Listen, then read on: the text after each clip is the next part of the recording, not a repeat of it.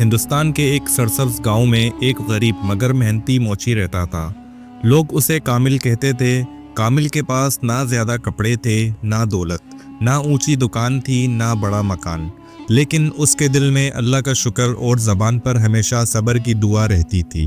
صبح سویرے جب سورج کی کرنیں کھیتوں پر بکھرتیں تو کامل اپنی پرانی چٹائی پر بیٹھ کر جوتے سینا شروع کر دیتا۔ پرانے پھٹے اور ادھڑے ہوئے جوتے اس کے ہاتھوں سے ایسے نیا روپ لیتے کہ جیسے ابھی بازار سے خریدے گئے ہوں۔ مگر گاؤں والے اکثر اس پر ہنستے، بچے مذاق کرتے کہ یہ ہمیشہ دوسروں کے جوتے ٹھیک کرتا ہے، خود کبھی نیا جوتا پہننے کے قابل نہیں ہو سکتا۔ کچھ امیر لوگ اسے حقیر کی نگاہ سے دیکھتے اور کہتے، اس کا نصیب ایسا ہی ہے کہ ہمیشہ دھاگے اور سوئی میں الجھا رہے گا۔ لیکن کامل ان باتوں پر کبھی دل برداشتہ نہ ہوتا اور مسکرا کر جواب دیتا، اس کے حلال سب سے بڑی دولت ہے۔ اگر میرے پاس عزت ہے تو میں دنیا کا امیر ترین انسان ہوں۔ اس کی ماں اکثر اس کے لیے دعا کرتی اور کہتی، بیٹا محنت کرنے والا کبھی خالی ہاتھ نہیں رہتا، اللہ محنت کش کو کبھی محروم نہیں کرتا۔ ایک دن جب کامل پیپل کے درخت کے نیچے بیٹھ کر جوتا سی رہا تھا تو اچانک ایک دلکش آواز نے اس کے کانوں کو چھو لیا۔ وہ آواز کسی کوئل کی تھی جو درخت کی شاخ پر بیٹھی تھی۔ کوئل بولی، اے محنتی انسان، میں روز دیکھتی ہوں کہ تم صبح سے شام تک رزق حلال کے لیے پسینہ بہاتے ہو۔ تمہارے ہاتھ محنت سے کٹھور ہو گئے ہیں، لیکن دل شکر سے نرم ہے۔ سن لو کہ اللہ ایسے بندوں سے بہت خوش ہوتا ہے۔ کامل نے حیرت سے اوپر دیکھا اور کہا، اے پرندے، تم مجھ سے بات کر رہی ہو؟ کوئل نے جواب دیا، ہاں میں تم سے بات کر رہی ہوں۔ پرندے بھی انسانوں کی طرح اللہ کی مخلوق ہیں۔ ہم دیکھتے ہیں کہ کون حلال کماتا ہے اور کون حرام۔ اللہ نے مجھے تمہیں یہ پیغام دینے کے لیے بھیجا ہے کہ صبر اور شکر کرنے والا کبھی محروم نہیں رہتا۔ کامل کی آنکھوں میں آنسو آ گئے اور اس نے کہا، اے خوبصورت پرندے، میری زندگی بڑی کٹھن ہے۔ لوگ میرا مذاق اڑاتے ہیں، میری دکان نہیں، مکان ٹوٹا پھوٹا ہے، کبھی کبھی پیٹ بھر کے کھانا بھی نصیب نہیں ہوتا۔ کیا واقعی میری محنت رنگ لائے گی؟ کوئل نے جواب دیا، یقین رکھو اللہ کی رحمت بہت بڑی ہے۔ تمہاری محنت ایک دن ضرور تمہیں عزت اور خوشی دے گی، بس استقامت اور دعا کو چھوڑنا مت۔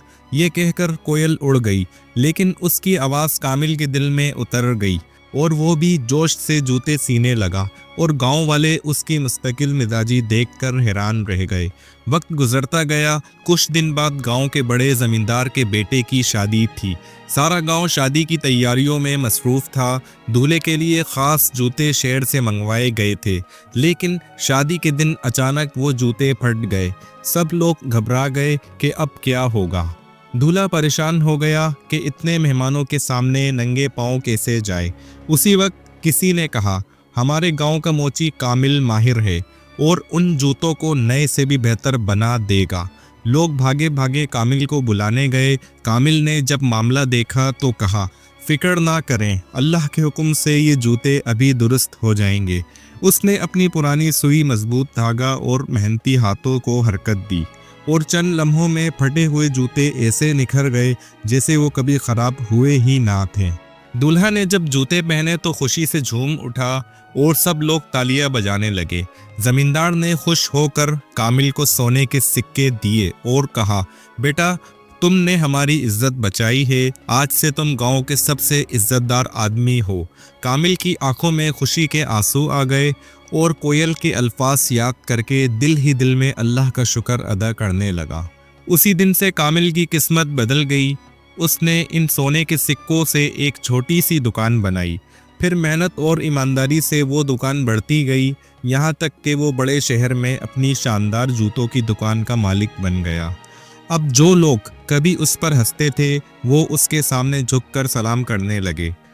بچے جو کبھی مذاق اڑاتے تھے اب اس سے دعائیں لینے آتے، اور امیر لوگ جو اسے حقیر سمجھتے تھے اب اس کے دوست بننے کی کوشش کرتے۔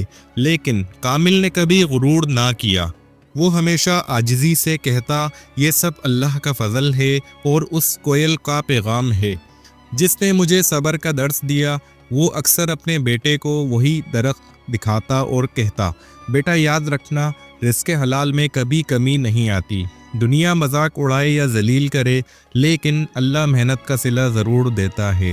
کوئل اب بھی کبھی کبھی اس درخت پر آتی اور اپنی مٹھاس بھری آواز میں گیت گاتی، جیسے کامل کو یاد دلا رہی ہو کہ اللہ کے وعدے کبھی جھوٹے نہیں ہوتے۔ اگر آپ لوگوں کو یہ سٹوری پسند آئی ہے تو ہمارے اس چینل کو ضرور سبسکرائب کریں اور ہماری اس ویڈیوز کو لائک کریں۔